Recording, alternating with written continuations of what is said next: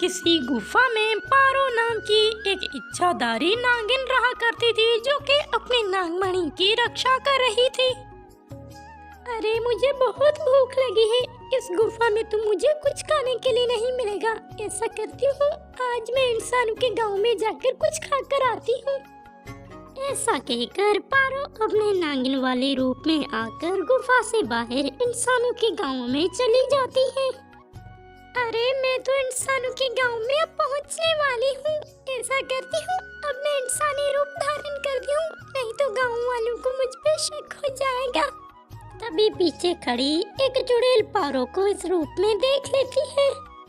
अरे ये तो एक इच्छाधारी नागिन है, इसके पास जरूर नागमणि भी होगा, मैं इसका पीछा करती हूँ। ऐसा कहकर वह चुड़ैल भी इंसानी रूप धारण कर लेती है और पारो का पीछा करने लगती है। अरे भूख के मारे तो दिमाग ने भी काम करना छोड़ दिया, मैं तो अपने नागमणि को गलती से उस गुफा के अंदर छोड़कर आ गई। ऐसा करती हूँ, पहले अपनी नागमणि लेकर आती हूँ। पारो की ये सारी बातें मोहिनी चुड़ैल सुन लेती है। इसका मतलब इस नागिन की नागमणि उस गुफा के अंदर है। मैं इस नागिन को अभी कैद करती हूँ और इसके नागमणि को लेकर यहाँ से हमेशा के लिए चली जाऊंगी। अरे अब मैं तुम्हारी नागमणि को लेकर जाऊंगी। ऐसा कहकर मोहिनी चुड़ैल जंगल वाले गुफा की तरफ जाने लगती है। अरे अब मैं इस रस्सी से कैसे आजाद हो जाऊं? अगर मैं आजाद नहीं हुई तो वो चुड़ैल मेरी नागमणि को लेकर जाएगी। अरे गाँव वालों, प्लीज कोई बचाओ मुझे।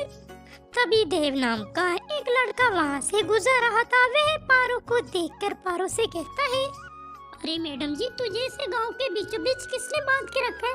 तुम रो मत, मैं तुझे अभी इस रस्सियों से आजाद करता हूँ। ऐसा कहकर देव पारो को उस रस्सियों से आजाद करता है। थैंक यू, आपने मुझे इस रस्सियों से आजाद किया। अभी मैं बहुत बड़ी मुसीबत में हूँ, मुझे यहाँ से जाना पड़ेगा। ऐसा कहकर पारो भागती हुई जंगल के तरफ जाने लगती है। अरे ये बेचारी तो जरूर किसी बड़ी मुसीबत में है। ऐसा करता हूँ, मैं इस बेचारी का पीछा करता हूँ, क्या पता मैं इस बेचारी की कोई मदद कर दूँ। ऐसा कहकर देव उस नागिन की मदद करने के लिए उस नागिन का पीछा करने लगता है। अरे भला हो उस आदमी का जिसने मुझे रस्सियों से आजाद किया, नहीं तो तू मेरी नागमणि को ले ही जाते। ऐसा ना हो कि मैं तुम पे हमला कर दूं, दफा हो जाओ यहाँ से। पारो की ये बात सुनकर वह चुड़ैल डरती हुई वहाँ से चली जाती है, जबकि दूसरी तरफ देव जी सारा माजरा देख रहा था। अरे तुम मेरा पीछा करते हुए यहाँ तक आ गए। देखिए नागिन जी, तुम ही कह रही थी कि मैं एक बड़ी मुसीबत में हूँ, मैं तो तेरी मदद करने के लिए आया था, लेकिन तुम तो नाराज हो रही हो। ओके, मैं जा रहा हूँ।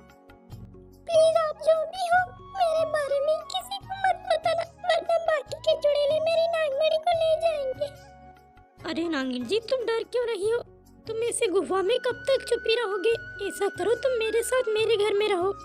और एक बात, मैं तुम्हारे इस नागिन वाले रूप के बारे में किसी को नहीं बताऊंगा। तुम अपने नागमणि को लेकर मेरे घर में रह सकती हो। और फिर देव पारो को लेकर अपने घर आ जाता है। धीरे धीरे वो एक दूसरे को पसंद करने लगते हैं और फिर कुछ ही दिनों में देव और पारो दोनों की शादी हो जाती है। वह दोनों एक दूसरे को पाकर बहुत ज्यादा खुश थे।